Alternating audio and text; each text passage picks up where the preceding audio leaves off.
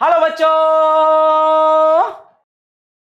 Hello बच्चों, बहुत बहुत नमस्कार। स्वागत है आपका नए लेक्चर में। आज के लेक्चर में बेटा रेजोनेंस और मेसोमेरिक इफेक्ट को एक्सप्लोर करेंगे। ठीक है, सभी लोगों का स्वागत है। स्टार्ट किया जाए प्रोग्राम आज का। यहां से शुरू करेंगे। रेजोनेंस या मेसोमेरिक इफेक्ट की अगर कहानी की बात करें तो मैंने आपको छोटी सी कहानी बताई थी लास्ट टर्न पे कि प्लस एम इफेक्ट और माइनस एम इफेक्ट कैसे लगता है, कहां पर हम ऑपरेट करते हैं। तो उसके बारे में हम लिख लेते हैं, है ना। मैंने आपको बेसिक आइडिया दिया था, अब हम सारी चीजें डिटेल में समझेंगे। Number 1, operate to pi bond. बेटा पाई बॉन्ड में ऑपरेट होता है, ठीक है। किस में ऑपरेट होता है? पाई बॉन्ड में ऑपरेट होता है। Second, permanent effect. Permanent effect होता है ये। Third point, actual charge development. Actual charge development मतलब यहां पर बॉन्ड ब्रेकिंग और बॉन्ड फॉर्मेशन होती है। एक्चुअल में बॉन्ड टूटता है, बॉन्ड बनता है। और जब कभी भी बेटा बॉन्ड टूटे या बने तो एक्चुअल चार्ज आता है प्लस या माइनस। ठीक। परमानेंट इफेक्ट क्यों बोल रहे हैं बेटा? क्योंकि हर जगह ऑपरेट होता है ये। ठीक, ध्यान रखना इस बात को। और डिस्टेंस, डिस्टेंस इंडिपेंडेंट। देखो इंडक्टिव तुम्हारा डिपेंडेंट होता है, ये क्या होता है? Distance independent effect. मतलब जब तक कॉन्जुगेशन चलेगा तब तक ये इफेक्ट लगता रहेगा। जब तक कॉन्जुगेशन चलेगा तब तक ये इफेक्ट लगता रहेगा। तो ये बहुत बेसिक से इसके पॉइंट हैं। ठीक, अब हम प्लस एम और माइनस एम इफेक्ट की बात कर रहे हैं। ध्यान से देखना जरा, किसकी बात कर रहे हैं बेटा? प्लस एम इफेक्ट और माइनस एम इफेक्ट की बात कर रहे हैं। प्लस एम इफेक्ट और माइनस एम इफेक्ट की हम बात कर रहे हैं। एक काम करते हैं, इसको ऐड कर लेते हैं।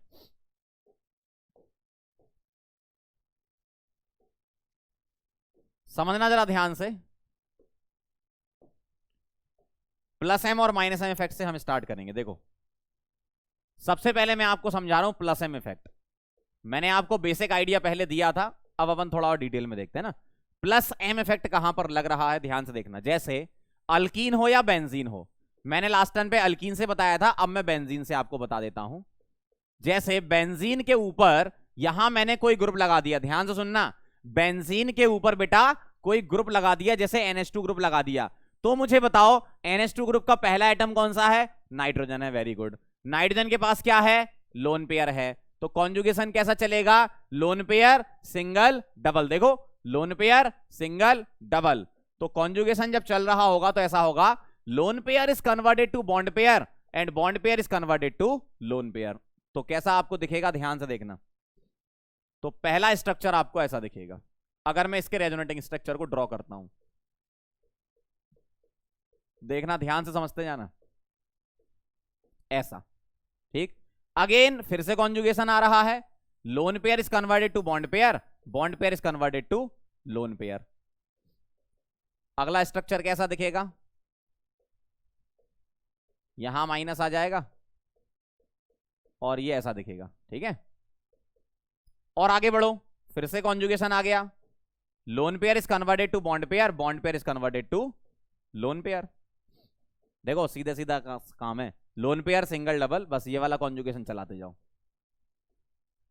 कैसा दिखेगा? यहां माइनस, ऐसा ऐसा डबल बॉन्ड NH2 प्लस। फिर lone pair is converted to bond pair and bond pair is converted to lone pair. इस तरीके से जाओगे तो ऐसा दिखेगा। देखना। तो अगर मैं आपसे बोलूं NH2 ने ऐसा क्या कर दिया, NH2 ने इस रिंग पर नेगेटिव क्रिएट कर दिया, तो ऐसा एटम या ग्रुप जो रिंग पर या अल्कीन भी हो सकती थी, आपकी लास्ट में बताया था मैंने, रिंग पर या अल्कीन पर नेगेटिव क्रिएट करे, वो ग्रुप होते हैं बेटा प्लस एम ग्रुप। ठीक, और इफेक्ट का नाम क्या है? Plus M effect. देखो कहां पर क्रिएट कर दिया। ये जो पोजीशन होती है ना, ये ध्यान से देखना जरा। ये पोजीशन, इसको बोलते हैं ऑर्थो, ये पोजीशन को बोलते हैं पैरा, इसको बोलते हैं ऑर्थो। ठीक है, ध्यान रखना। किसी भी ग्रुप के रेस्पेक्ट में पोजीशन होती है। जैसे मेरे पास अगर ये बेंजीन की रिंग है और यहां कोई ग्रुप G लगा है, तो इसके रेस्पेक्ट में ये ऑर्थो, ये ऑर्थो, ये माइटा, ये मेटा और ये पैरा पोजीशन होती है। ऑर्थो, मेटा और पैरा, ये 3 पोजीशन होती है। लेकिन चार्ज कहां डेवलप हुआ बेटा? ऑर्थो पर, पैरा पर, फिर ऑर्थो पर। देखो, ऑर्थो पर आया, फिर पैरा पर आया, फिर ऑर्थो पर आया। मेटा को तो बाईपास कर दिया। मतलब NH2 की वजह से मेटा पर कोई चार्ज नहीं आएगा, इसलिए हम बोलते हैं, ये भी बोलते हैं क्या? M effect does not operate on meta position. M effect meta position पर नहीं लगता है। ये मैंने कौन सा एग्जांपल बताया आपको? प्लस एम वाला बताया। अब देखो जरा, माइनस एम इफेक्ट बेटा क्या होगा? ध्यान से समझ लो जरा। माइनस एम इफेक्ट क्या होगा? देखना, मैंने यहां पर इस तरीके से एक ग्रुप ले लिया, N double bond O minus और यहां प्लस, ऐसा। ठीक है, अब देखना जरा यहां पर कॉन्जुगेशन क्या है, बहुत ध्यान से देखना। Lone pair, sorry, double bond, single bond, double bond, क्या है? Double single double.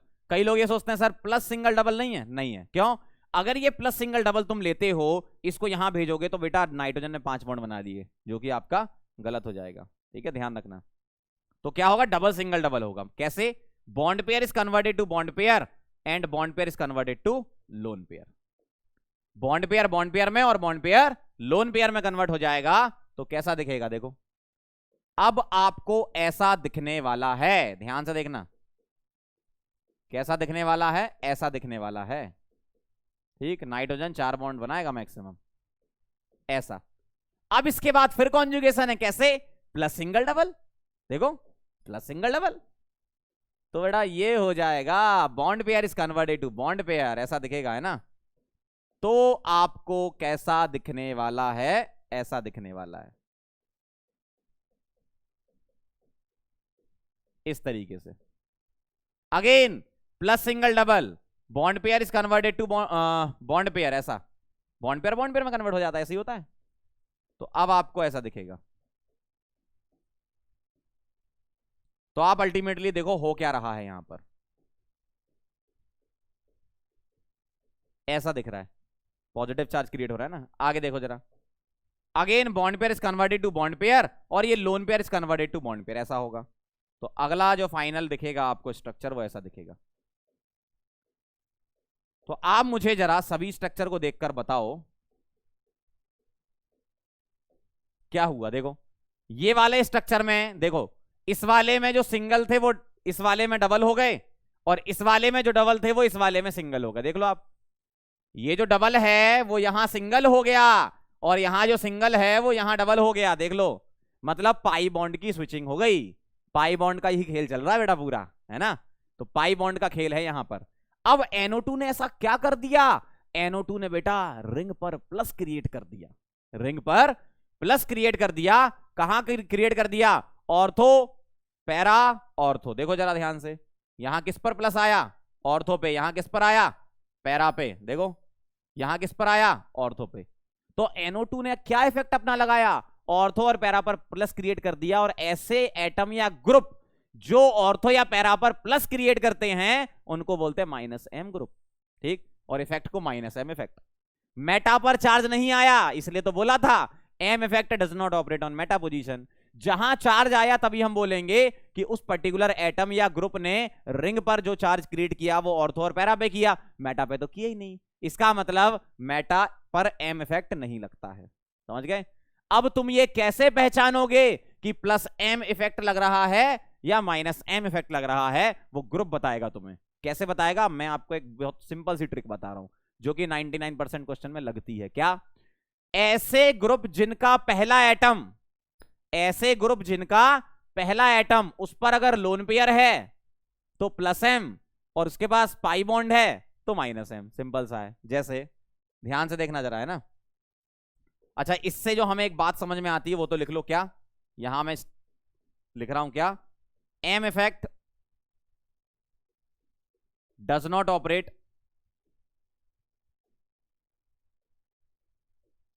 On meta position. ठीक है बेटा, M effect does not operate on meta position, मतलब मेटा पोजीशन पर एम इफेक्ट नहीं लगता है। ये तो इससे क्लियर बात समझ में आ रही है। चलो भाई आगे बढ़ते हैं। अब तुम्हें पता करना है कि कौन सा प्लस एम कौन सा माइनस एम। ठीक है, तो प्लस एम ग्रुप कैसे पहचानते हैं? For most of the cases के लिए मैं आपको बता रहा हूं क्या, फर्स्ट एटम पर इंग्लिश वाली हिंदी पढ़ना जानती है सभी लोग, है ना। फर्स्ट एटम पर लोन पेयर तो प्लस एम, और अगर पाई बॉन्ड तो माइनस एम। ठीक, तो ये प्लस एम ग्रुप होगा, माइनस एम ग्रुप देखो। फर्स्ट एटम पर पाई बॉन्ड तो माइनस एम। ठीक है, अब एग्जांपल से देखो, मेरे पास रिंग पर या अल्कीन पर ये ग्रुप लगा है, बताओ क्या है ये, प्लस एम है। चेक करो, ये जो बॉन्ड छोड़ा है ना, बॉन्ड छोड़ने का मतलब है यहां पर मैंने रिंग लगा रखी है ऐसी, ठीक है, या मैंने यहां अल्कीन बना रखी है ऐसी। तो ये जो ग्रुप मैं बना रहा हूं, जो बॉन्ड छोड़ रहा था, उसका मतलब ये है। ठीक है, समझ गए बात को। चलो बताना, पहला एटम क्या है, पहला एटम ध्यान से सुनना जरा, पहला एटम क्या है, ऑक्सीजन। बताओ क्या इसके पास लोन पेयर है, यस है। अगर लोन पेयर है तो ये प्लस एम है। लोन पेयर के बारे में कैसे पता करते हो, ऑक्सीजन के पास वैलेंस इलेक्ट्रॉन 6 हैं, 2 इलेक्ट्रॉन की उसने शेयरिंग कर ली, एक इस तरफ और एक हाइड्रोजन के साथ, बचे 4 इलेक्ट्रॉन, तो 2 लोन पेयर होंगे। एक भी लोन पेयर होगा तो काम हो जाएगा। तो है तो इसके पास 2, लेकिन बना मैं एक रहा हूं, है ना। लोन पेयर है तो प्लस एम, वेरी गुड। अगला देखो जरा, अगला है NH2। क्या इसके पास लोन पेयर है नाइट्रोजन के पास, यस, प्लस एम, बहुत आसान है। अगला है OC डबल बॉन्डो CH3। बताओ क्या सही लिखा है, बिल्कुल सही लिखा है। क्यों, ऑक्सीजन के पास लोन पेयर है। बेटा यहां नहीं देखना, जमाने से मतलब नहीं है, पहले एटम से मतलब है। तुम्हें अपने आप से मतलब होना चाहिए, जमाने से मतलब नहीं होना चाहिए ना। पहले एटम पर लोन पेयर है तो प्लस एम है, बस ये ध्यान रखना। क्या ये प्लस एम ग्रुप है, यस। क्यों, नाइट्रोजन के पास लोन पेयर है। पहला एटम क्या लगा, बस वो देखना है। अगला देखो, OR, आर मतलब अल्काइल ग्रुप, CH3C2H5 वगैरह। बताओ क्या ये प्लस एम है, यस। क्यों, लोन पेयर है। इस तरीके से हम पता करते हैं प्लस एम ग्रुप, समझ गए। तो मोस्ट ऑफ द केसेस में आप लोन पेयर से पता कर लेते हो। जो अलग से याद रखने हैं तो 2-3 ही होते हैं, वो अलग से याद कर लो। जैसे इनके अलावा जिनके पास लोन पेयर नहीं है फिर भी प्लस एम है, जैसे CH3 ग्रुप, मतलब अल्काइल लिख देता हूं मैं तो अच्छा रहेगा। यहां मैं लिख रहा हूं क्या, अल्काइल आप लगा दो, जिनके पास H होना चाहिए, है ना। तो ये सब क्या हो जाएंगे, प्लस CH3 C2H5, ये सारे के सारे क्या हो जाएंगे, प्लस एम ग्रुप हो जाएंगे। ठीक है, समझ गए कहानी ये। एक और बता दो चलो, O नेगेटिव। बताओ क्या है O नेगेटिव, प्लस एम है कि माइनस एम है, एक ही एटम है, एक ही एटम है तो टेंशन नहीं, इसी के पास चेक कर लो। क्या इसके पास लोन पेयर होगा, यस होगा। क्या हो गया, प्लस एम। अगला बताओ, हेलोजन बता दो, हेलोजन X दिख रहा है, थोड़ा बड़ा बनाते हैं, X। बताओ क्या ये प्लस एम है, चेक करो। हेलोजन के पास लोन पेयर होते हैं, बिल्कुल होते हैं, प्लस एम हो गया। ऐसे चेक करना, कितना आसान है। अगला देखो, अल्काइल अलग से ध्यान रखना। इधर आ जाओ, minus M group, first atom पर पाई बॉन्ड तो माइनस एम। ठीक है, जैसे कुछ एग्जांपल चेक करो, CHO देखो ऐसा CHO, बताओ माइनस एम है, यस है। क्यों, कार्बन के पास पहले एटम के पास बेटा पाई बॉन्ड है ना, तो माइनस एम हो गया। और देखो C डबल बॉन्ड OH, पहला एटम देखना, पहला एटम कौन सा एटम, पहला एटम कौन सा एटम, पहला एटम कौन सा एटम, पहला एटम। कई लोग गलती करते हैं इसलिए मैं बार बार बोल रहा हूं, 5 बार और बोलूंगा। कौन सा एटम, आपकी तरफ से आवाज आनी चाहिए, पहला एटम। ठीक है, कौन सा एटम, कौन सा एटम, वेरी गुड। कौन सा एटम, क्या बात है, कौन सा एटम, बहुत बढ़िया। चलो भाई देखना, अगला देखना, S डबल बॉन्डो OH, पहला एटम पकड़ना है बस। हाँ बहुत बढ़िया, सीख गए बस। C डबल बॉन्डो NH2, देखो पहला एटम पाई बॉन्ड रख रहा है ना, C डबल बॉन्डो OCH3, कौन सा एटम, पहला एटम, बस।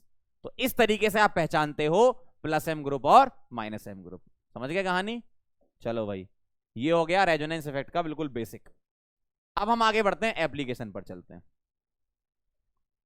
क्या लिख रहा हूं मैं यहां पर, एप्लीकेशन ऑफ रेजोनेंस इफेक्ट या मेसोमेरिक इफेक्ट। प्लस एम की जगह प्लस आर और माइनस एम की जगह माइनस आर लिख सकते हो। ठीक है, तो चलो ध्यान से देखना, एप्लीकेशन ऑफ रेजोनेंस इफेक्ट क्या होता है।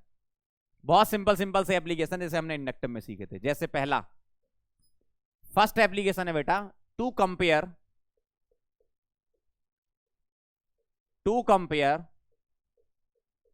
Stability of carbocation, carbanion और फ्री रेडिकल। इनकी स्टेबिलिटी, इंटरमीडिएट की स्टेबिलिटी कंपेयर करानी है ना। और आपने तीनों इफेक्ट पढ़ लिए, तो पहले रेजोनेंस लगाएंगे, फिर हाइपर लगाएंगे, फिर इंडक्टिव लगाएंगे। ये प्रायोरिटी होती है, लेकिन कुछ एक एक्सेप्शन भी होते तो वो भी हम लिख लेंगे। लेकिन प्रायोरिटी आपको यही सोच के चलनी है, रेजोनेंस पहले सोचना है, फिर हाइपर और फिर इंडक्टिव सोचना है। ठीक है, अब मैं स्टेबिलिटी को कंपेयर करवा रहा हूं, बहुत ध्यान से देखना। Stability of carbocation, carbanion और फ्री रेडिकल। क्या लिख रहा हूं मैं? Stability is directly proportional to resonance. मतलब कोई भी इंटरमीडिएट ले लो, जिसमें रेजोनेंस ज्यादा हो रहा होगा उसकी स्टेबिलिटी ज्यादा होगी। बहुत इंपॉर्टेंट है, बहुत ध्यान से। मतलब कॉन्जुगेशन चेक करेंगे, जितना ज्यादा कॉन्जुगेशन उतनी ज्यादा बेटा स्टेबिलिटी। क्या बात कर रहे हो, वाह यार, समझ गए। देखो एक एग्जांपल से बता रहा हूं मैं, ध्यान से देखना जरा। क्वेश्चन के फॉर्म में लिखेंगे क्या? Compare the stability, compare the stability. तो आपको बेटा स्टेबिलिटी कंपेयर करानी है, ध्यान से देखना। ऐसा ऐसा ऐसा ऐसा, डबल डबल, ये प्लस, ऐसा ऐसा ऐसा, ये प्लस। बताओ किसकी स्टेबिलिटी ज्यादा है? बोलो। जितना ज्यादा कॉन्जुगेशन, जितना ज्यादा रेजोनेंस, उतनी ज्यादा स्टेबिलिटी। देखना जरा, यहां पर मैं ऐसे देख रहा हूं, देखो मैं कैसे पढ़ रहा हूं। प्लस सिंगल डबल, कॉन्जुगेशन ये रहा, ठीक है, ये कॉन्जुगेशन रहा। प्लस सिंगल डबल, इधर भी कॉन्जुगेशन है, तो इधर इधर दोनों जगह है। यहां देखो प्लस सिंगल डबल, सिर्फ इधर ही कॉन्जुगेशन है। किसकी स्टेबिलिटी ज्यादा बेटा? इसकी ज्यादा, खत्म कहानी। पहला। दूसरा देखो, और क्वेश्चन देखना जरा। यहां माइनस लगा दिया, यहां माइनस लगा दिया। बताओ किसकी स्टेबिलिटी ज्यादा? Greater the resonance, higher will be the stability. देख चेक करो, सेम ऐसा ही है। देखो negative single double conjugation, negative single double इधर भी कॉन्जुगेशन, नेगेटिव सिंगल डबल इधर कॉन्जुगेशन, एक ही है। तो इन दोनों में किसकी स्टेबिलिटी ज्यादा? Greater the resonance, higher will be the stability. अगला तीसरा सवाल देखना। क्वेश्चन देखते जाओ, जितने ज्यादा सवाल करोगे उतना आपको अच्छा लगेगा। बेसिक थ्योरी तो लिमिटेड ही होती है ना, क्वेश्चन ज्यादा चीजें होती है। अगला सवाल देखना, ऐसा लिखा है, कैसा? ऐसा। रेडिकल ले लो, यहां रेडिकल ले लो। बताओ जरा किसकी स्टेबिलिटी ज्यादा है? यहां देखो रेडिकल सिंगल डबल ऐसा है, रेडिकल सिंगल डबल ऐसा है, रेडिकल सिंगल डबल यहां पर ऐसा है। यहां ज्यादा है, यहां कम है, सीधा सा है। ये हो गया। अब ऐसा इन सब में क्यों हो रहा है? एक्चुअल में जब रेजोनेंस होता है तो चार्ज का डिस्ट्रीब्यूशन हो जाता है। याद करो, मैंने आपको लास्ट टाइम पे सिखाया था। रेजोनेंस जब भी होता है तो हम ये चेक करते हैं एक नेगेटिव चार्ज कहां कहां घूम रहा है। नेगेटिव चार्ज जितनी ज्यादा जगह घूमेगा उतना ही उस पर्टिकुलर एटम पर, अगर एक एटम पर चार्ज निकालें तो कम हो जाता है। जैसे एक नेगेटिव चार्ज दो जगह घूम रहा है तो -1/2, अगर वही तीन जगह घूमने लगे तो पर एटम -1/3, वही चार जगह घूमने लगे तो पर एटम -1/4। तो चार्ज का डिस्ट्रीब्यूशन हो जाता है, मतलब चार्ज कम होता जाता है पर एटम पर, है ना। तो इसलिए हम बोलते हैं जितना ज्यादा रेजोनेंस उतना ज्यादा चार्ज डिस्ट्रीब्यूशन, उतनी ज्यादा स्टेबिलिटी। ठीक है, एक सवाल और करेंगे। जैसे मान लो ये लिखा है, ध्यान से देखना, यहां प्लस, यहां प्लस, यहां प्लस। बताओ किसकी स्टेबिलिटी ज्यादा? Greater the resonance, higher will be the stability. ध्यान से देखना जरा, प्लस सिंगल डबल यहां से यहां तक, प्लस सिंगल डबल यहां से यहां तक, प्लस सिंगल डबल यहां से यहां तक, कोई रेजोनेंस ही नहीं है। ठीक, तो यहां नो रेजोनेंस, यहां एक रेजोनेंस, यहां दो रेजोनेंस, ऐसा बोल सकते हो आप बोलने के लिए, है ना। तो क्या बोलोगे? इसकी ज्यादा, फिर इसकी, फिर इसकी, ऐसे। बहुत आसान है भाई, बहुत ही आसान। समझ गए कहानी? एक और करोगे? चलो एक और बताओ। पांचवा, ऐसा ऐसा यहां प्लस, ऐसा ऐसा यहां प्लस। बोलो इन दोनों में किसकी ज्यादा? ध्यान से देखना, प्लस सिंगल डबल, ध्यान से, प्लस सिंगल डबल फिर सिंगल डबल, आगे तक जा रहा है कॉन्जुगेशन। यहां प्लस सिंगल डबल यहां से यहां तक, प्लस सिंगल डबल यहां से यहां तक, अब तो फंस गए। क्यों? आप पढ़ोगे plus single double single double, दो रेजोनेंस मान के सोच सकते हो ना। प्लस सिंगल डबल एक बोलो, फिर सिंगल डबल दूसरा बोल दो। यहां प्लस सिंगल डबल एक, यहां प्लस सिंगल डबल एक, यहां तो दोनों में रेजोनेंस बराबर बराबर फील हो रहा है। अब चलेंगे हम दूसरे कॉन्सेप्ट पर। क्या मैंने आपको बताया था, एक्सटेंडेड कॉन्जुगेशन ज्यादा स्टेबल होता है क्रॉस कॉन्जुगेशन से। ये क्या है? एक्सटेंडेड। ध्यान से करना, क्वेश्चन है ना। ये क्या है बेटा? क्रॉस। ऐसा होता है, एक्सटेंडेड का ज्यादा, क्रॉस का कम होता है। समझ गए बात को? तो इस तरीके से आपको क्वेश्चन अटेम्प्ट करने पड़ेंगे। चलो भाई आगे बढ़ते हैं। Application number 2। पहला एप्लीकेशन हो गया to compare stability of intermediates. Second application बेटा क्या है? To compare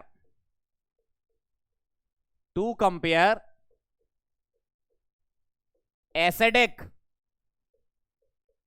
strength, to compare acidic strength of carboxylic acid. याद करो, कार्बोक्सिलिक एसिड की एसिडिक स्ट्रेंथ हमने इंडक्टिव से पहले पढ़ रखी है। अब रेजोनेंस भी इन्वॉल्व हो गया उसमें, तो अब क्वेश्चन बहुत अच्छे हो जाते हैं। और एग्जाम में बेटा कार्बोक्सिलिक एसिड की एसिडिक स्ट्रेंथ से क्वेश्चन बहुत इंपॉर्टेंट होता है। अगर आ गया तो मतलब बहुत अच्छे चांसेस होते हैं इससे आने के, है ना। चलो ध्यान से देखना। अब आपको अगर ये एप्लीकेशन करना है तो आपको कुछ बातें सीखनी होंगी। पहले कुछ बातें क्या सीखनी होंगी मैं बता देता हूं। सबसे पहला, इंपॉर्टेंट पॉइंट्स लिखने पड़ेंगे। पहले से कुछ चीजें पता होंगी तब आप क्वेश्चन कर पाओगे। तो मैं इंपॉर्टेंट पॉइंट्स आपको लिखवा रहा हूं, बहुत ध्यान से लिखना। कहीं आपको ऐसे इंडिविजुअल एक जगह लिखे नहीं मिलेंगे, अलग अलग बुक से उठा के निकाले गए पॉइंट, है ना। पहला पॉइंट क्या है? M effect does not operate on meta position. मतलब मेटा पर एम इफेक्ट नहीं लगता है, पहला पॉइंट ध्यान रखना। दूसरा पॉइंट है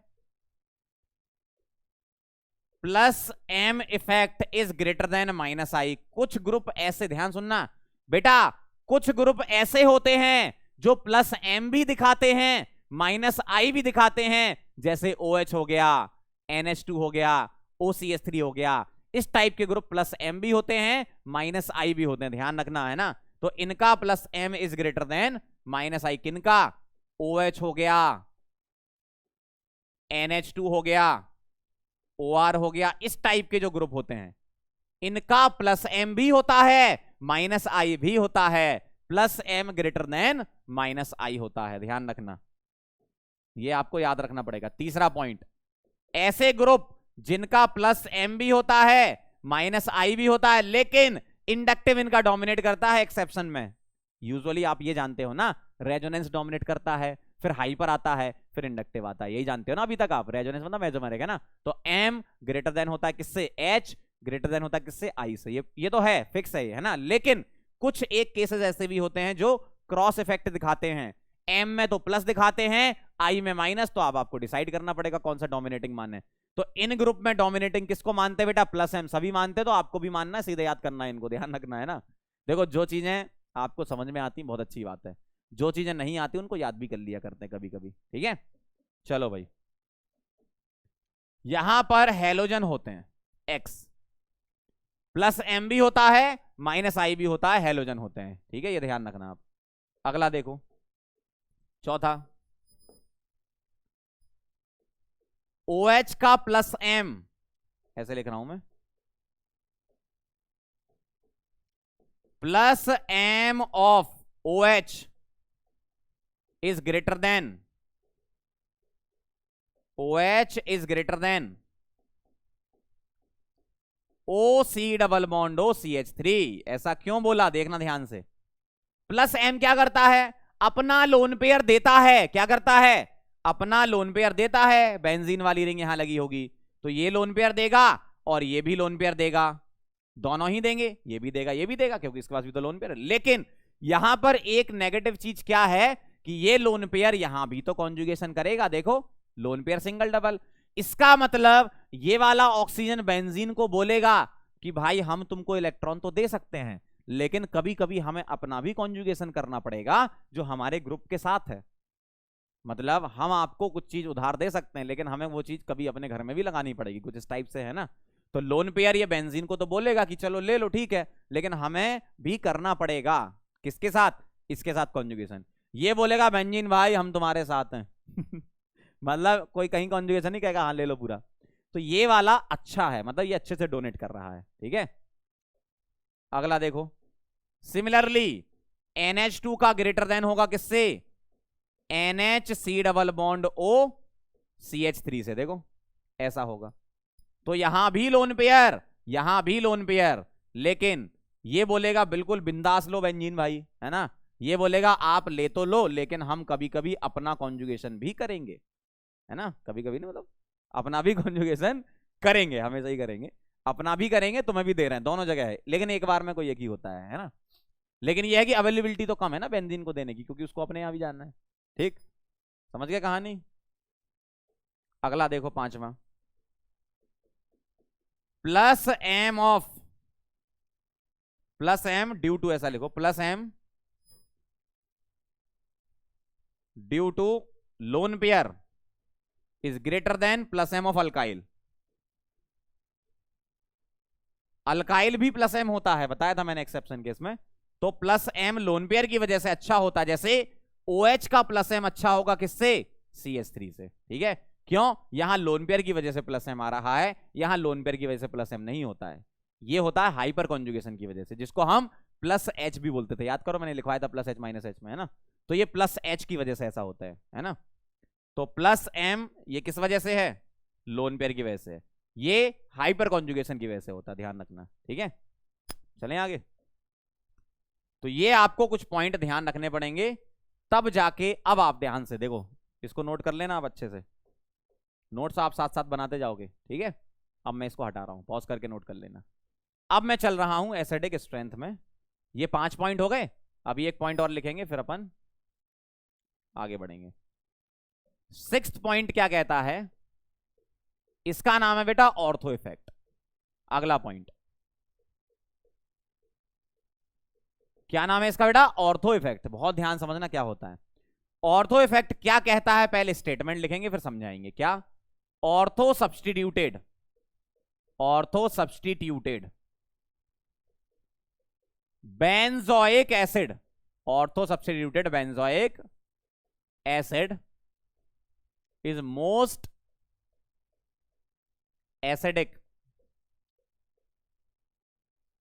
किससे कंपेयर करा रहे हो, with respect to meta and para, ऐसा लिख लो, with respect to meta and para. Ortho वाला सबसे ज्यादा एसिडिक होता है, कोई सा भी ग्रुप आप लगा लो, चाहे प्लस एम लगा लो चाहे माइनस एम लगा लो, लेकिन सबसे ज्यादा एसिडिक होता है। ऐसा क्यों होता है, ध्यान सुनना। मेरे पास बेंजीन की रिंग है, ये रिंग हो गई, यहां पर कोई ग्रुप लगा है COOH, ठीक है, यही होगा बेंजोइक एसिड। इसने अपना H निकाल दिया, क्या बना लिया, CO माइनस बना लिया, H प्लस दे दिया। जो आसानी से H प्लस दे दे वही तो अच्छा एसिड होगा, ठीक है। अब मैं यहां पर G ग्रुप लगा रहा हूं, ध्यान से सुनना जरा, इसको अपन क्या कर रहे हैं, थोड़ा छोटा कर ले रहे हैं, यहां लिख दे रहे हैं, ठीक है, दिख रहा है इतना, तो थोड़ा बड़ा और कर ले, हल्का सा, यहां लिख दिया। अब ध्यान से देखना, मैंने क्या किया, ये जो COH ग्रुप है इसके ऑर्थो पे G ग्रुप लगा दिया।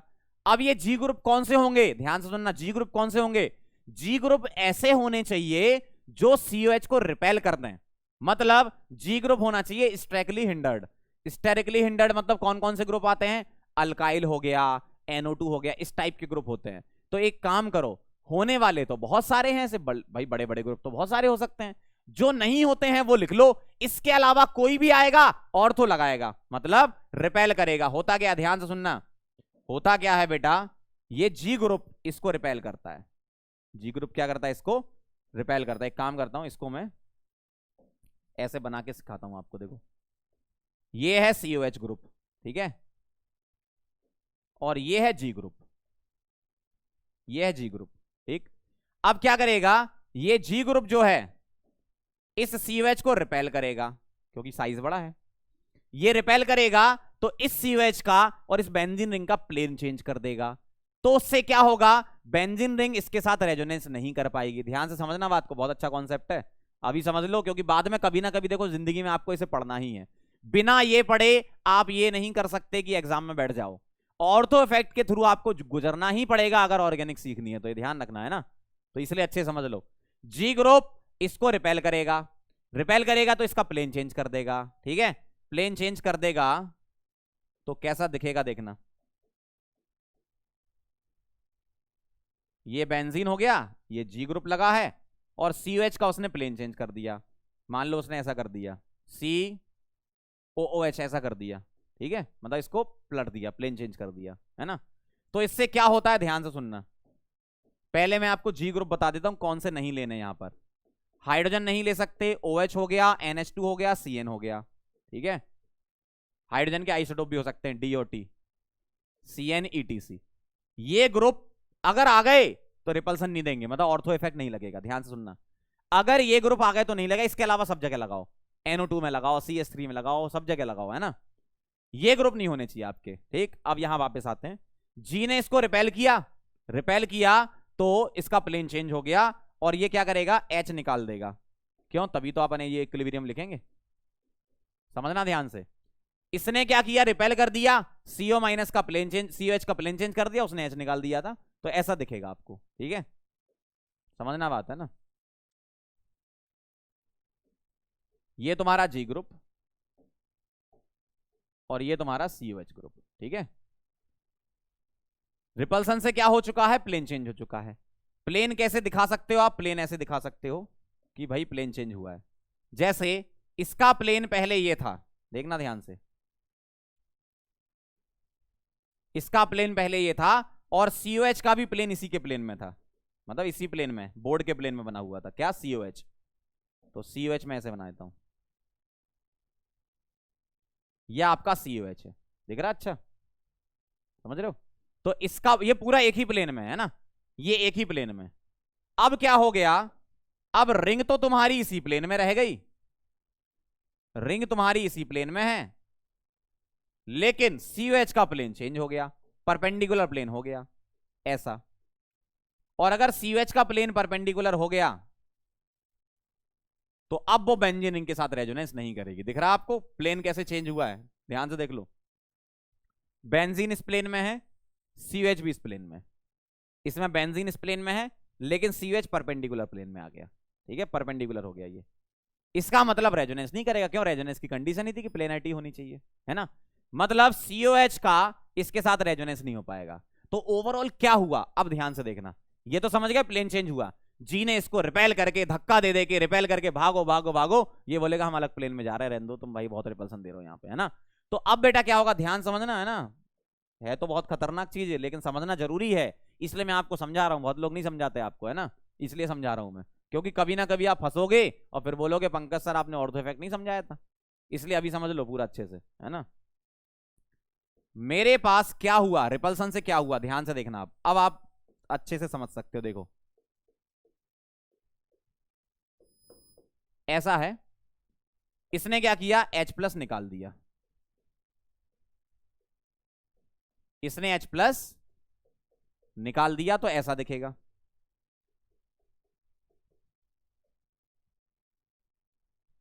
ऐसा दिखेगा, ठीक है।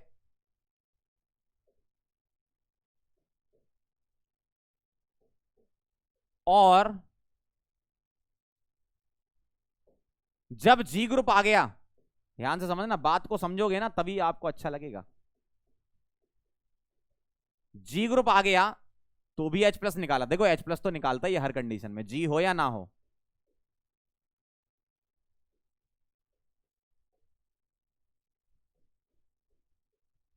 क्या करा इसने, H+ निकाल दिया, यहां तक तो क्लियर है ना। अब ध्यान से देखना जरा, अब यहां क्या हो रहा है, इधर ये नेगेटिव सिंगल डबल रेजोनेंस कर रहा है, ठीक, और डबल सिंगल डबल ये भी तो रेजोनेंस हो रहा है, दो रेजोनेंस हो रहे हैं, जब जी ग्रुप नहीं है दो रेजोनेंस हो रहे हैं, एक तो CO नेगेटिव का खुद का अंदर का रेजोनेंस जिसको अपन बोल रहे हैं लो नेगेटिव सिंगल डबल, ये तो हो ही रहा है, साथ में ये ग्रुप जो COH ग्रुप है, CO माइनस ग्रुप है, इसका C डबल बॉन्डो पार्ट ले रहा है किसके साथ? रिंग के साथ। तो यहां दो रेजोनेंस हो रहे हैं। ठीक, ये नेगेटिव स्टेबल होगा तभी तुम्हारा ये अच्छा एसिड होगा, इतना तो पक्का है। क्यों? अगर ये नेगेटिव स्टेबल होगा तभी तो H+ मिल रहा होगा आपको, है ना। मतलब ये नेगेटिव स्टेबल होगा तभी आपका ये अच्छा एसिड है। स्टेबिलिटी को अभी कंपेयर कराएंगे, बस अभी रेजोनेंस समझ लो, एक ऐसा हो रहा है, एक ऐसा हो रहा है। क्लियर? अब देखना यहां पर ऐसा क्या हो गया, देखो यहां पर ये तो रेजोनेंस कर रहा है, लेकिन ये वाला रेजोनेंस अब नहीं होगा। क्यों? रिंग का और COH यानी कि CO माइनस का प्लेन चेंज हो गया है।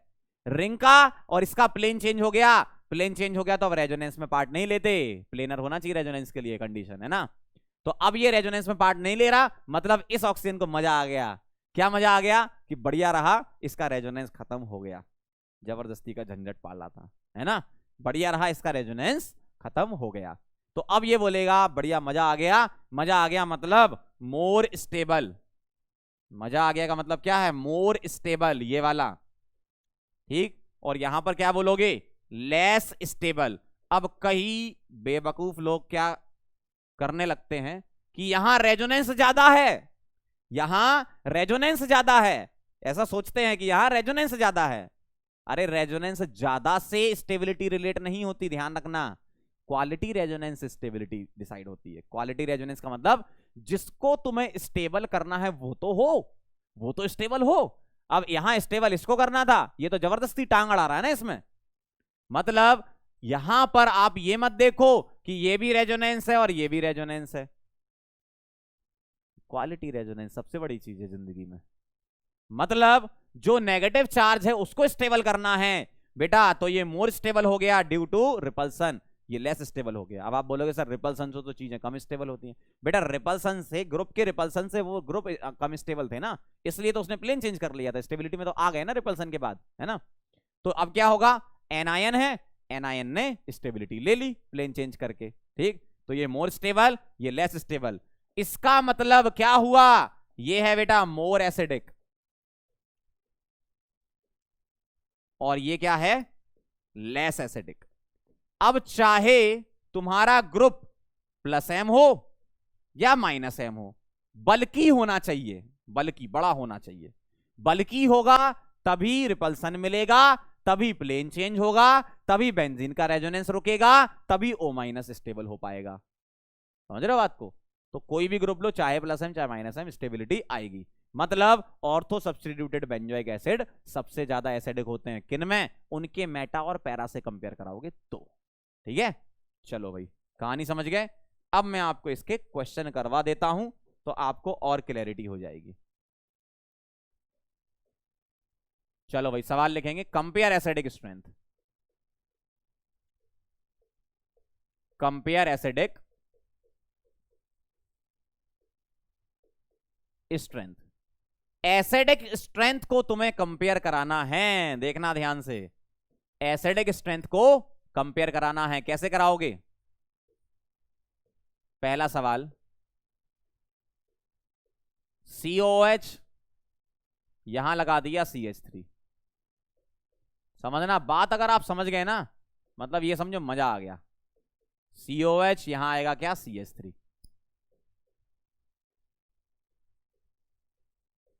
COH और यहां क्या आएगा? CH3। एक लगाया ऑर्थो पर, एक लगाया मेटा पर, एक लगाया पैरा पर। देखो देखो, अब देखना जरा, यहां पर जो CH3 ग्रुप लगा है, ये CH3 ग्रुप लगा है, ये आपका G ग्रुप में आता है। हमने G ग्रुप वाले ये नहीं लिखे कौन से आते हैं, हमने ये लिखे कि कौन से नहीं आते, उसके अलावा सब आते हैं। कौन से नहीं आते? H हो गया और उसके आइसोटोप DT भी ले सकते हो, OH हो गया, NH2 हो गया और CN हो गया। ये अगर आए तो ऑर्थो नहीं लगाना, ये नहीं आए तो ऑर्थो लगाना है ना। तो CH3 ऑर्थो लगाता है, मतलब ये क्या करेगा? ये इस वाले ग्रुप को रिपेल करेगा। क्या करेगा? रिपेल करेगा। अगर ये रिपेल करेगा मतलब ये ऑर्थो इफेक्ट लगाएगा। मींस यहां पर जो इफेक्ट लग रहा है वो क्या लग रहा है? Ortho effect. इसका मतलब ये तो पक्का है कि ऑर्थो वाला सबसे ज्यादा आएगा। ये ऑर्थो ये मेटा पैरा, तो ऑर्थो वाला सबसे ज्यादा आएगा। अब इन दोनों में कैसे कंपेयर कराओगे, ध्यान सुनना, मेटा और पैरा में कैसे कंपेयर कराओगे। CH3 मेटा पर लगा है और पैरा पर लगा है, तो यहां पर ये CH3 मेटा पर लगा है, ये इसके बहुत दूर है, तो रिपल्सन नहीं लगेगा। यहां ऑर्थो पे ही लगता है, मेटा पैरा पे रिपल्सन नहीं लगता है ना, तो रिपल्सन तो चलो नहीं है ना। अब तुम्हें क्या कंपेयर कराना है, इफेक्ट कंपेयर कराना है। कैसे, यहां पर मैं CH3 का ओनली इंडक्टिव लूंगा, CH3 का ओनली इंडक्टिव लूंगा, और यहां पर CH3 का इंडक्टिव भी लूंगा और प्लस एम दोनों लूंगा, मतलब प्लस एम भी लूंगा और प्लस आई भी लूंगा। क्यों, CH3 प्लस एम होता है। एम इफेक्ट मेटा पर काम नहीं करता, इसलिए मैंने यहां पर आई लिया। बहुत आराम से देख लो एक बार, क्योंकि थोड़ा आराम आराम से चलने की जरूरत है, एकदम से आपके सामने अलग अलग लेवल की चीजें आने वाली हैं। देखो लेवल इज डिफरेंट, ध्यान रखना, हमेशा रहेगा तुम लोगों का। चलो, अगर मेटा पर क्या लगा है, प्लस आई लगा है, मतलब मेटा पर ग्रुप लगा है, तो क्या लेना है, प्लस आई लेना है। आपको मेटा पर एम इफेक्ट नहीं लगाना, सीखा तो था अभी अपन ने, मेटा पर एम नहीं लगता, मेटा पर क्या लगेगा, ओनली आई लगेगा। मतलब CH3 का सिर्फ इंडक्टिव काउंट होगा, और यहां पर CH3 का प्लस एम भी होगा प्लस आई भी होगा। मतलब acidic strength is directly proportional to -m and -i, और inversely proportional to +m and +i। Acidic strength is directly proportional to -m and -i, और inversely proportional to +m and +i। ये ध्यान रखना। अब देखो जरा, ऑर्थो का तो सबसे ज्यादा हो गया, क्यों, due to ortho effect. Meta और पैरा की अगर बात करें, किसकी, मेटा और पैरा की अगर बात करें, तो मेटा वाला कम एसिडिक या ज्यादा एसिडिक, वो किससे डिसाइड होगा, इससे। ये ध्यान रखना, मेटा और पैरा में इससे। अब मुझे बताओ, यहां लगा है +m एंड +i, यहां लगा है ओनली +i, तो प्लस वाला इफेक्ट यहां ज्यादा लग रहा है, यहां ज्यादा लग रहा है, इसका मतलब ये कम एसिडिक होगा, इनवर्सली है ना। इसका मतलब ऑर्थो के बाद क्या आएगा, मेटा आएगा, और फिर क्या आएगा, पैरा आएगा। बात समझ में आई है, क्यों, क्योंकि CH3 का यहां +m +i दोनों लग रहे हैं, यहां CH3 का सिर्फ +i लग रहा है, ठीक है। अगर आप उससे भी चलते हो, किससे, रेजोनेंस डोमिनेट करता है, फिर हाइपर, फिर इंडक्टिव, तो तुम ऐसा सोच सकते हो कि बेटा यहां +m है, जो कि ग्रेटर देन होगा किससे, +i से। क्यों, अगर सेम इफेक्ट है, सेम टाइप का, दोनों प्लस प्लस वाले इफेक्ट हैं, तो resonance is greater then hyper conjugation is greater then inductive, ये होता है, ठीक है। तो +m is greater then +i। अगर आप ये भी बोलते हो कि सर CH3 तो +h होता है, कोई दिक्कत नहीं, +h is greater then +i। हम तो ये बोलते हैं +m ड्यू टू +h, ठीक है। तो आप इसको +h भी बोल सकते हो, किसको, मिथाइल को, +m भी बोल सकते हो, आपकी इच्छा है ना। मतलब अल्टीमेटली ये है कि यहां पर प्लस इफेक्ट ज्यादा है, यहां प्लस इफेक्ट कम है, तो ये ज्यादा एसिडिक, ये कम एसिडिक, ठीक है। अब देखना जरा अगला सवाल, अगला देखो क्वेश्चन नंबर 2, ध्यान से देखना जरा। सेकंड क्वेश्चन मैं यहां पर चेंज कर देता हूं, ग्रुप चेंज कर देता हूं, है ना, बाकी फिर सारी चीजें अपन सोचेंगे। COH के साथ मैंने लगा दिया NO2 लगा दिया, ध्यान से देखना, क्या लगा दिया, NO2। अब आप सोच के बताओ, चलो पहले मैं करके बता देता हूं, है ना, इफेक्ट बता देता हूं, फिर आप आंसर बताना, ठीक। यहां पर पहले वाले में देखो, इस वाले में NO2 ऑर्थो पे लगा है। अब सोचो जरा, क्या NO2 बल्कि होता है, बल्कि होने वाले नहीं लिखे हमने, कौन से लिखे, जो बल्कि नहीं होते, कौन, HDT OH NH2CN। अगर ये आए तो ऑर्थो इफेक्ट नहीं लगेगा, इसके अलावा सब जगह लगेगा, मतलब NO2 में लगना है तो ऑर्थो इफेक्ट लगेगा, तो इसको रिपेल करेगा। रिपेल करने का मतलब क्या है, रिपेल करने का मतलब क्या है, रिपेल करेगा, इसका मतलब ऑर्थो इफेक्ट लगेगा। रिपेल करेगा मतलब ऑर्थो इफेक्ट लगेगा, रिपेल करेगा मतलब ऑर्थो इफेक्ट लगेगा, इतना तो पक्का है ना। देखो अब ये इसके मेटा पर लगा है, क्या, इसके मेटा पर लगा है, मेटा पर रिपल्सन नहीं लगता और मेटा पर एम भी नहीं लगता। मेटा पर क्या लगेगा, ओनली इंडक्टिव, तो NO2 क्या है बेटा, ओनली -i, सिर्फ -i लेना है। अगर पैरा की बात करें तो NO2 minus M and minus I होता है। NO2 माइनस एम कैसे होता है? NO2 बेटा ऐसा होता है, और मैंने बताया था पहचानना। पहले एटम के पास, इसके पास पाई बॉन्ड है, मतलब ये क्या है? माइनस एम है। पहले एटम के पास पाई बॉन्ड है, मतलब माइनस एम है। ठीक है, तो माइनस एम माइनस आई। आप ध्यान सुनना, इन दोनों में कैसे कंपेयर कराओगे? NO2 में माइनस एम और माइनस आई दोनों कहां आ रहे हैं? इधर, और माइनस वाले सपोर्ट करते हैं, मतलब ऑर्थो तो आएगा। उसके बाद देखो, ऑर्थो सब्स्टिट्यूटेड तो सबसे ज्यादा होना है, ऑर्थो वाला बेटा सबसे ज्यादा होना है। उसके बाद क्या आएगा? पैरा, और फिर क्या आएगा? मेटा। मतलब ये आपका फाइनल आंसर हो गया। क्यों? माइनस माइनस वाले सपोर्ट करते हैं। क्या करते हैं? सपोर्ट करते हैं, ध्यान रखना। तो इस तरीके से आपको इफेक्ट सोचने पड़ते हैं, किसमें? एसिडिक स्ट्रेंथ में। क्लियर बात समझ में आई? चलो आगे बढ़े। तो ये था हमारा application number 2, to compare acidic strength of carboxylic acid. चलो आगे बढ़ते हैं। तीसरा point, to compare basic strength. To compare basic strength of aromatic amines. Aromatic amines, aromatic amines की बेसिक स्ट्रेंथ कंपेयर करानी, ध्यान से देखना जरा, है ना। एरोमेटिक अमीन्स की बेसिक स्ट्रेंथ कंपेयर करानी, मैं कैसे कराऊंगा? मान लो कोई अमीन है, अमीन का मतलब क्या है बेटा? नाइट्रोजन तो होगा, ठीक है। नाइट्रोजन के पास क्या है बेटा? Lone pair. नाइट्रोजन के पास क्या है? Lone pair. अब आपको पता क्या चेक करना है? नाइट्रोजन के लोन पेयर की अवेलेबिलिटी। मतलब नाइट्रोजन अपना लोन पेयर किसी एसिड को दे, तो अगर अच्छे से दे रहा है लोन पेयर, मतलब अवेलेबिलिटी ज्यादा है, मतलब ज्यादा बेसिक है, ठीक है। तो मैं यहां पर सिर्फ ये लिख रहा हूं कि ग्रेटर द अवेलेबिलिटी, या एक काम करो, basicity is directly proportional to, basicity is directly proportional to availability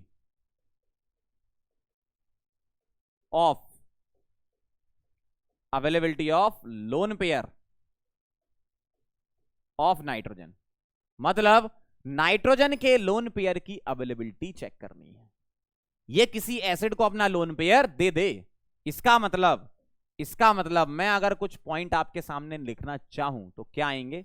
point number 1, ये इंपॉर्टेंट पॉइंट्स हैं, इसी से आपका काम यहां पर हो जाने वाला है। जैसे हमने एसिड में लिखे थे वैसे यहां पर पहला लोकलाइज लोन पेयर, ऐसे लिखता हूं, basicity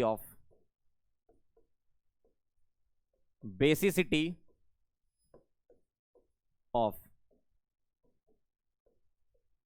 localized lone pair is greater than delocalized lone pair। ठीक है, मैंने आपको लोकलाइज डीलोकलाइज लोन पेयर बताए थे लास्ट टाइम, है ना। लोकलाइज मतलब उसी के पास है, डीलोकलाइज मतलब रेजोनेंस में इन्वॉल्व है। अगर उसी के पास है तो कोई H+ उसके घर पे आएगा, बेटा लोन पेयर दे दो, गरीब है हम, तो जिसके पास है वो दे देगा। जिसने कुछ किसी और को शेयर कर रखे होंगे तो बोलेगा हम तुम्हें कैसे दे सकते हैं यार, हमने दूसरे को दे रखा है ना। मतलब लोकलाइज लोन पेयर बेटा ज्यादा बेसिक होता है कंपेयर टू डीलोकलाइज। मतलब अगर मैं एलिफेटिक अमीन से कंपेयर कराऊं, किससे? एलिफेटिक, तो aliphatic amines is more basic than aromatic amines. ठीक है, एलिफेटिक अमीन की बेसिसिटी ज्यादा होती किससे? एरोमेटिक अमीन से ज्यादा होती। जैसे एग्जांपल के तौर पे मैं लिख रहा हूं, ऐसा ऐसा ऐसा NH2, ऐसा ऐसा ऐसा NH2। ये एलिफेटिक है, ये एरोमेटिक है। एरोमेटिक का मतलब क्या बेटा? एरोमेटिसिटी में आपको डिटेल में बाद में पढ़ाऊंगा, बस यहां एरोमेटिक का मतलब ये समझ लो कि बेंजीन रिंग हो। ठीक है, सिंपली समझ लो, है ना। बेंजीन रिंग के साथ नाइट्रोजन कनेक्टेड है तो वो एरोमेटिक अमीन है, ये समझ लेना। ठीक, तो इसकी ज्यादा होगी इससे। क्यों ज्यादा होगी? नाइट्रोजन के पास लोन पेयर यहां भी है और यहां भी है। मान लो H+ आया, ये H+ जा रहा है, ठीक है, ये इसके पास जा रहा है, ठीक है, और इसके पास भी जा रहा है। बोलेगा भैया लोन पेयर, ये कहेगा मेरे पास है, ले लो। ठीक है, मतलब H+ जब इनके पास जाएगा तो ये नाइट्रोजन बोलेगा मेरे पास है, ले लो, तो ये दे देगा। लेकिन जैसे ही इसके पास जाएगा तो ये नाइट्रोजन का लोन पेयर जो यहां ऑलरेडी रेजोनेंस में इन्वॉल्व है बोलेगा देख लो मेरा तो रेजोनेंस चल रहा है। इसका मतलब हम तुमको दे तो सकते हैं लेकिन हमारी अवेलेबिलिटी कम है क्योंकि हम रेजोनेंस में इन्वॉल्व हो रहे हैं। इसका मतलब एलिफेटिक की ज्यादा होगी एरोमेटिक से।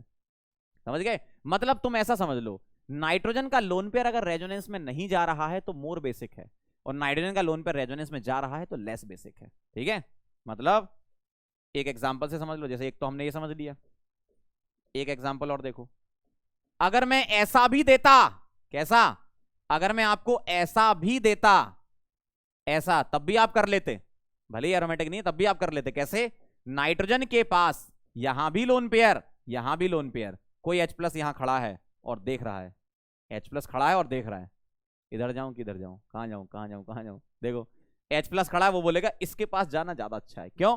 इसका लोन पेयर लोकलाइज है, इसका लोन पेयर डीलोकलाइज है। क्यों? ये रेजोनेंस कर रहा है, lone pair single double resonance में जा रहा है ना, मतलब इसकी बेसिसिटी ज्यादा है। मींस बिल्कुल सीधी सी बात, लास्ट लाइन बोल देता हूं मैं, क्या? नाइट्रोजन का लोन पेयर अगर रेजोनेंस में जा रहा है इसका मतलब लेस बेसिक है, बस खत्म कहानी। ठीक है, तो ये हो गई आपकी कहानी पहले पॉइंट की। ठीक है, लोकलाइज और डीलोकलाइज लोन पेयर वाली। अगला देखो जरा, ध्यान से देखना। सेकंड पॉइंट में यहां पर लिख रहा हूं, सेकंड पॉइंट में यहां पर लिख रहा हूं, ध्यान से देखना। सेकंड पॉइंट क्या कह रहा हूं मैं? पॉइंट नंबर 2 क्या है? पॉइंट नंबर 2 ये है कि ऑर्थो इफेक्ट जैसे वहां था वैसे यहां भी होता है ना।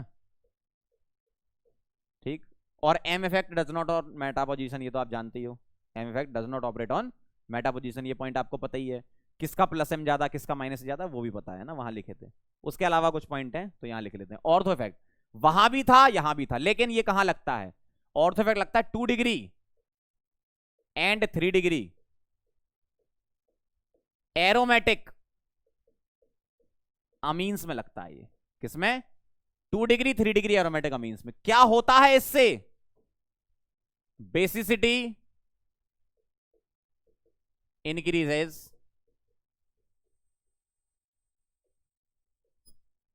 Due to ortho effect. ठीक है, अब एक्चुअल में यहां पर नाम ऑर्थो इफेक्ट नहीं देना चाहिए, ऑर्थो इफेक्ट की जगह SIR इफेक्ट लिखना चाहिए। वो मेरे ख्याल से ज्यादा अच्छा वर्ड है। कौन सा इफेक्ट? SIR। यहां पर नाम उसका चेंज हो गया, है वही सेम टू सेम वही है, वही इफेक्ट है, लेकिन बेंजोइक एसिड में उसका नाम ऑर्थो इफेक्ट रख दिया जाता है, अदरवाइज नाम उसका SIR होता है। SIR का फुल फॉर्म क्या है? Steric inhibition, steric inhibition in resonance, मतलब रेजोनेंस में रुकावट, वही तो होता है। ऑर्थो इफेक्ट और SIR सेम ही है।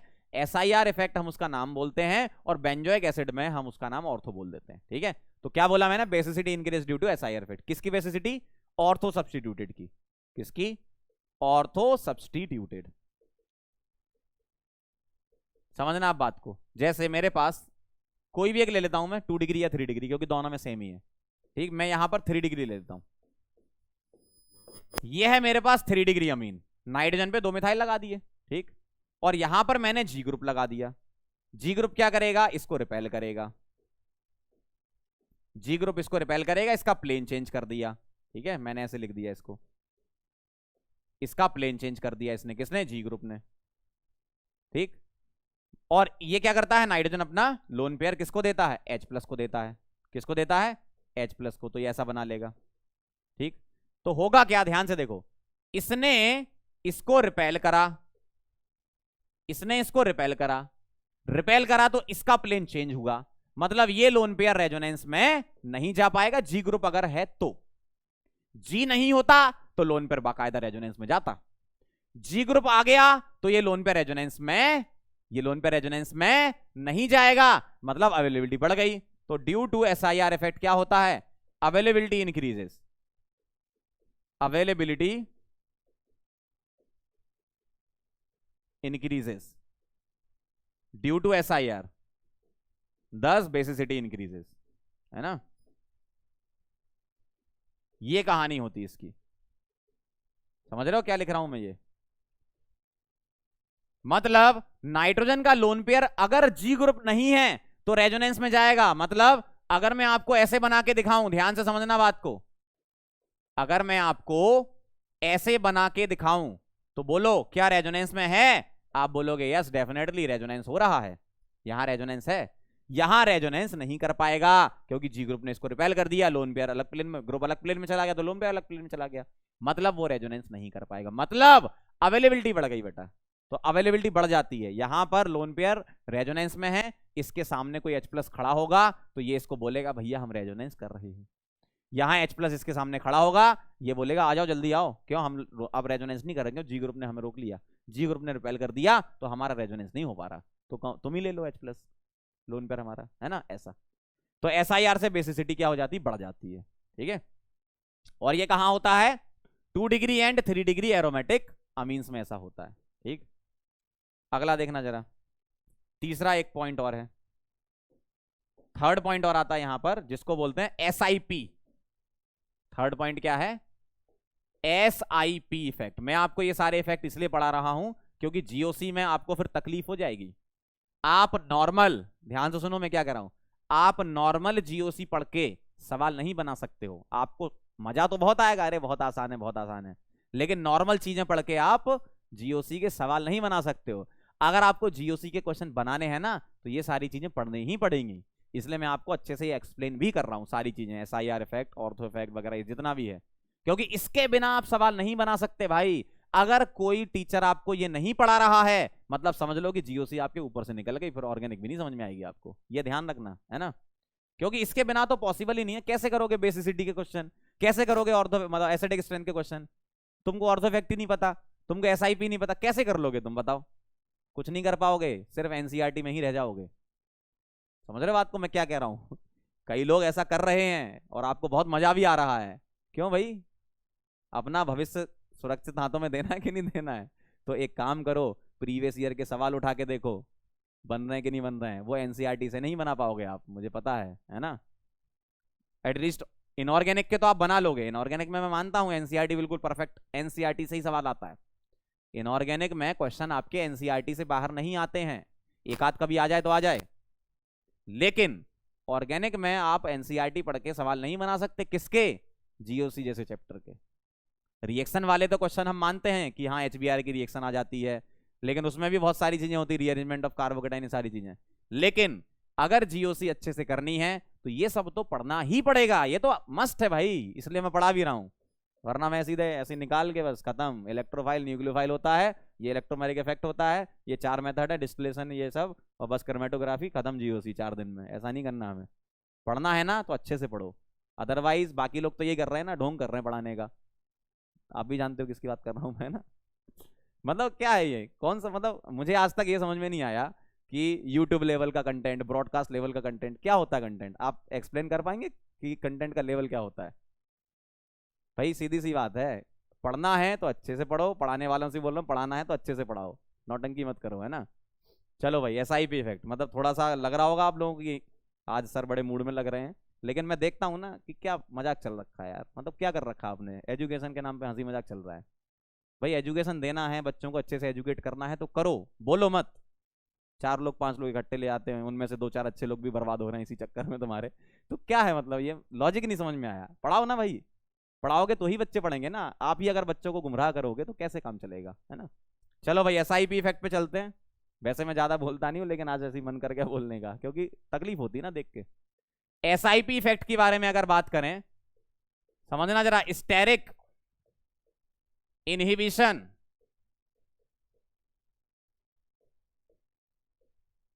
इन प्रोटोनेशन, स्टेरिक इनहिबिशन इन प्रोटोनेशन, ध्यान से समझना जरा। मतलब स्टेरिक इफेक्ट की वजह से, ध्यान से सुनना, स्टेरिक इफेक्ट की वजह से प्रोटोनेशन नहीं हो पा रहा है। क्यों? नाइट्रोजन अपना लोन पेयर देता है, वो नहीं दे पा रहा होगा। यही क्लियर हुआ? देखो, स्टेरिक इनहिबिशन इन प्रोटोनेशन मतलब स्टेरिक इफेक्ट की वजह से, रिपल्सन की वजह से प्रोटोनेशन नहीं हो पा रहा है। ध्यान से समझना जरा, ये कहां लगता है? ये लगता है बेटा 1 डिग्री एरोमेटिक अमीन में, 1 डिग्री एरोमेटिक अमीन में लगता है ये, किसमें? 1 डिग्री एरोमेटिक अमीन में। ध्यान से देखना जरा, अगर मैं यहां पर NH2 लिखता हूं और यहां मैंने G ग्रुप लगा रखा है, ध्यान से समझना, और इसने H+ को अपना लोन पेयर दे दिया, मान लो अगर इसने H+ को अपना लोन पेयर दे दिया तो ये बना लेगा ऐसा NH3+, और यहां क्या आएगा? G group. अब ये G ग्रुप क्या करेगा? इस NH3+ को रिपेल करेगा। ध्यान से सुनना, ये G ग्रुप इसको रिपेल नहीं कर सकता। क्यों? मैंने आपको बताया था कहां कहां ऑर्थो नहीं लगता है। H हो गया, OH हो गया, NH2 हो गया, CN हो गया, और हाइड्रोजन के DOT भी हो गया। मतलब NH2 भी आ गया ना, तो इनमें ऑर्थो इफेक्ट नहीं लगाना है, मतलब यहां रिपल्सन नहीं लगेगा। क्या होगा? जब ये H+ ले लेगा तो NH3+ अब इसमें रिपल्सन लगेगा। मतलब तुम इसमें बोल सकते हो कि इसमें ऑर्थो लग रहा है, इसमें रिपल्सन लग रहा है। ध्यान से देखना, इसमें रिपल्सन लग रहा है और इसमें रिपल्सन लग रहा है, इसका मतलब ये क्या हो गया? लेस स्टेबल हो गया। अगर ये लेस स्टेबल हो गया तो ये चाहेगा कि हम मोर स्टेबल होना चाहें, तो ये पीछे आना चाहेगा, रिएक्शन पीछे आना चाहेगा। इसका मतलब मैं ये बोल सकता हूं कि ये नाइट्रोजन H+ को लोन पेयर नहीं देना चाहेगा, इजिली लोन पेयर नहीं देगा। अगर दे देता तो आगे जाना चाहता, लेकिन वो तो लेस स्टेबल बन रहा है तो वो पीछे आना चाहेगा। इसका मतलब मैं बोलूंगा ये अमीन क्या है? लेस बेसिक है। ठीक, तो 1 degree aromatic amines are less basic due to SIP। समझे बात को? एक बार फिर से सुन लो कान खोल के, बहुत ध्यान समझना। अगर मेरे पास 2 डिग्री अमीन और 3 डिग्री अमीन होती, ध्यान सुनना, अगर मेरे पास 2 डिग्री 3 डिग्री एरोमेटिक अमीन होती तो मेरी बेसिसिटी ज्यादा होती। क्यों? क्योंकि वहां पर रिएक्टेंट में ही SIR लग रहा है। यहां क्या हो रहा है? यहां पर इसमें SIR नहीं लग रहा। जब ये H+ को अपना लोन पेयर दे रहा है तो ये रिपल्सन के दायरे में आ गया, तो ये रिपेल करेगा, और रिपेल करेगा तो रिएक्शन कहां जाएगी? बैकवर्ड डायरेक्शन में जाएगी, मतलब पिछू जाएगी। मतलब ये रहना चाहेगा ज्यादा से ज्यादा। मींस क्या है इसका पूरा मतलब, सीन क्या है? ये सीन ये है कि ये इसको अपना लोन पेयर नहीं देना चाह रहा है, या लेस अवेलेबिलिटी है, या बहुत कम है। ठीक, इसका मतलब बेसिसिटी डिक्रीज हो जाएगी। समझ गए? तो ओवरऑल मेरे पास जो मैंने चीजें पढ़ी उससे रिलेटेड मैं सारे पॉइंट आपको एक साथ लिख देता हूं, ध्यान से देखना, ताकि आपको याद रहे किसमें क्या करना है। समझना जरा, है ना? मैंने 2 इफेक्ट बताया आपको, एक SIR और एक क्या बताया? SIP। 2 इफेक्ट बताया मैंने, SIR और SIP। SIR से क्या होता है? पहला पॉइंट, एसिडिक स्ट्रेंथ। ध्यान सुनना, acidic strength increases, basic strength increases. Acidic strength में जो इफेक्ट हम बोला करते थे SIR का, उसका नाम होता था ऑर्थो इफेक्ट। यहां पर SIR का SIR ही होता है। ठीक, इसमें स्पेशल नाम यूज करते हैं, ऑर्थो इफेक्ट बोलते हैं, यहां SIR ही बोलते हैं। आप दोनों को SIR बोलो या दोनों को, कोई दिक्कत नहीं, आंसर सही करना बस, है ना? एसिडिक स्ट्रेंथ बढ़ती है, बेसिक स्ट्रेंथ बढ़ती है। SIP की बात करूंगा। अच्छा, ये लगता कहां है इसके बारे में भी लिख लूं। ये कहां लगता है? बेंजोइक एसिड में, बेंजोइक एसिड में। ये कहां लगता है? ये लगता है आपका 2 डिग्री, 3 डिग्री एरोमेटिक अमीन्स में लगता है। एग्जाम्पल के तौर पे ऐसे लिख लो, यहां पर COH लगा है और यहां G ग्रुप लगा है। यहां एग्जाम्पल के तौर पे ऐसा लिख लो, 2 डिग्री अमीन कैसे दिखेगी? NHMe, यहां G ग्रुप और NMe2, यहां G ग्रुप। ठीक, SIP की बारे में बात करेंगे तो यहां NH2, यहां G ग्रुप। ठीक है, और इससे क्या होता है? थोड़ा नीचे करके लिखेंगे। इससे क्या होता? Basic strength decreases. यहां एसिडिक स्ट्रेंथ बढ़ रही थी, बेसिक स्ट्रेंथ बढ़ रही थी, यहां डिक्रीजेस। ठीक है, ये ध्यान रखना। और ये हो गया आपका 1 डिग्री एरोमेटिक अमीन। समझ रहे बात को? ये कहानी है ओवरऑल। तो ये बहुत ही इंपॉर्टेंट है बेटा, अलग से एक पेज में लिख लेना, इसको अपने घर पे चिपका लेना भाई, स्टडी रूम में अपने। समझ गया कहानी? अब मैं आपको क्वेश्चन करवा देता हूं। मैंने आपको SIR से रिलेटेड करा दिए, बेसिसिटी वाले सवाल और कर लो, बस खत्म करो इसको। ध्यान से देखना, अगर मैं आपसे एक पूछूं कंपेयर, क्या बेटा, कंपेयर बेसिक स्ट्रेंथ, क्या करना है, बेसिक स्ट्रेंथ कंपेयर कराना है। क्या कंपेयर कराना है, बेसिक स्ट्रेंथ। बहुत ध्यान से देखना, बेसिक स्ट्रेंथ कंपेयर कराना है। मेरे पास ऐसा लिखा हुआ है NH2 और यहां CH3 लगा दिया, NH2 और यहां CH3 लगा दिया,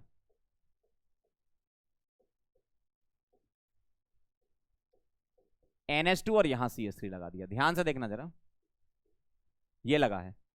अब मुझे एक बात बताओ, बहुत ध्यान से बताना, यहां क्या लग रहा है। अच्छा ये क्या है, ये बेटा 1 डिग्री एरोमेटिक अमीन है। अगर NH2 हुआ तो 1 डिग्री, NHMe हुआ तो 2 डिग्री, NMe2 हुआ तो 3 डिग्री, है ना। ये मेरे पास क्या है, 1 डिग्री एरोमेटिक अमीन है। अब मुझे बताना ये क्या लगाता है, बल्कि है, बल्कि में आता है, तो इस पर क्या लगाएगा, ये SIP लगाएगा। इसमें नहीं लगेगा रिपल्सन, जब ये अपना H+ दे देगा तो रिपल्सन लगेगा, है ना। मतलब ये आने से यहां क्या लग रहा है, SIP लग रहा है। और SIP से बेसिक स्ट्रेंथ क्या हो जाती है, सबसे कम, मतलब ऑर्थो सबसे कम होगा रेस्पेक्टिव मेटा और पैरा से। यहां देखो ये क्या लगा है, यहां मेटा पर CH3 और यहां पैरा पर CH3। मेटा पर M इफेक्ट काम नहीं करता तो क्या काम करेगा, इंडक्टिव। यहां क्या लगेगा, M भी लगेगा, मतलब +M एंड +I दोनों लगेंगे। आप चाहो +H लिख लो, है ना। तो ये कहानी है इसकी। अब मुझे बताओ, basic strength is directly proportional to +I and +M होगा, डोनेटिंग होना चाहिए, तभी तो अवेलेबिलिटी बढ़ेगी। और विड्रॉइंग वाले अवेलेबिलिटी को कम करेंगे, -M -I। अब देखो, प्लस वाले जितने ज्यादा उतना अच्छा, प्लस वाले जितने ज्यादा उतना अच्छा, मतलब सबसे ज्यादा पैरा की, और उसके बाद मेटा, ऑर्थो तो हमने सबसे कम कर ही दिया था। ठीक है, तो बहुत आसान है, देख लो एक बार अच्छे से। यहां SIP, यहां +I, यहां दोनों इफेक्ट, SIP से सबसे कम, इन दोनों में जिसमें इफेक्ट ज्यादा वो ज्यादा। ठीक है, अगला सवाल देखना, ध्यान से देखो जरा, अगला सवाल, अगला क्वेश्चन। मेरे पास यहां पर है NHMe, यहां है CH3, और ध्यान से देखना यहां है NHMe, मेटा पर CH3, और यहां पर है NHMe, और यहां पर CH3। अब मुझे एक बात बताओ, NHMe बेटा 2 डिग्री एरोमेटिक अमीन है, 2 डिग्री एरोमेटिक अमीन है बेटा ये। तो ये 2 डिग्री है, तो CH3 यहां क्या लगाएगा, SIR लगाएगा, और SIR से बेसिक स्ट्रेंथ बढ़ जाती है। SIP से कम होती थी, SIR से बढ़ जाती, तो ऑर्थो सबसे ज्यादा। अब देखो जरा क्या क्या है, यहां है मेटा और यहां है पैरा। ठीक है, यहां मेटा और यहां पैरा।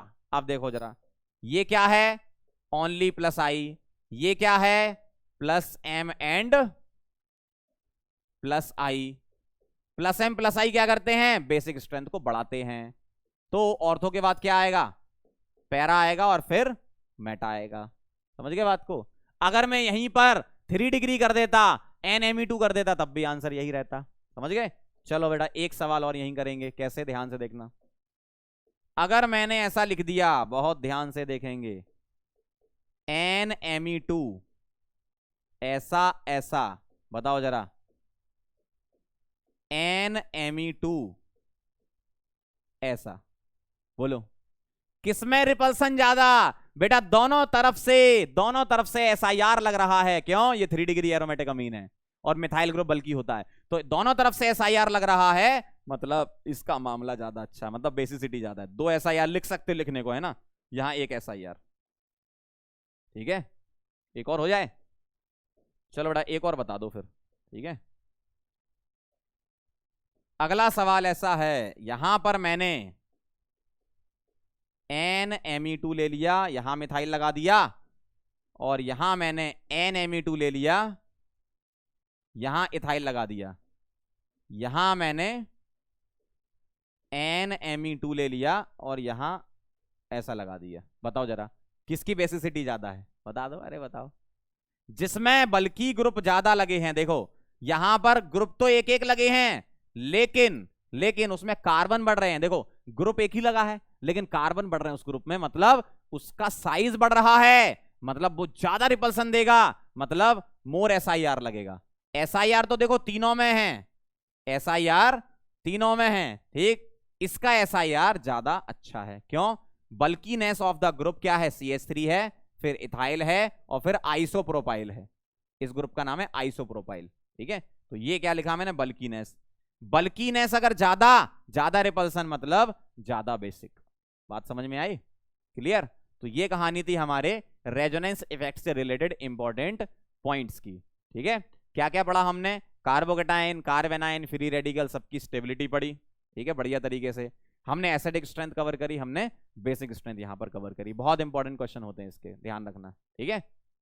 तो ये कहानी थी, और आखिरी में हम आपको लास्ट में जाते जाते बोलना चाहते हैं जो बात मेरे दिल में थी, बहुत दिनों से कहना चाह रहा था, कह नहीं पा रहा था, आज मैं सबके सामने कहता हूं। Thank you so much, thank you, ठीक है। तो बहुत बहुत धन्यवाद सभी लोगों को। तो जितना भी मैंने आपको पढ़ाया उसके आपको बहुत प्रॉपर तरीके से नोट्स बनाने, ध्यान रखना। देखो नोट्स अगर आपके अच्छे होंगे, मैं कई बार बोलता हूं, ये फिर बोल रहा हूं, नोट्स जितने अच्छे होंगे आपकी केमिस्ट्री उतनी अच्छी होगी। जितना भी मैंने आपको पढ़ा रखा उनके नोट्स बहुत अच्छे से बना लो, ठीक है, क्योंकि आपको फ्यूचर में मुझसे ही पढ़ना है। अगर मुझसे पढ़ना है, मुझसे ही नहीं पढ़ना, अगर मुझसे पढ़ना है तो काफी अच्छा रहेगा आपके लिए, मतलब रिवीजन के तौर पे आप उसको यूज कर सकते हो, ठीक। बाकी तो आपको पता ही है जमाने में क्या चल रहा है। आज मैंने इसलिए बोला क्योंकि मुझे ऐसा तकलीफ होती है भाई, देखो देख के कि बच्चों के साथ क्या कर रहे हो तुम, तो थोड़ा सा अच्छा करो बच्चों के साथ। अगर आपको करना है तो बोलो मत, करते जाओ, बस बोलना क्या उसमें। आप अच्छा करना चाहते हो ना, कर दो। जो बोल बोल के करता है ना वो करता है नहीं, बस बोलता रहता है, ठीक है। तो चलो अपन मिलते हैं फिर नेक्स्ट लेक्चर में, तब तक के लिए ओके बाय। पढ़ाई करते रहें, ऑल द वेरी बेस्ट।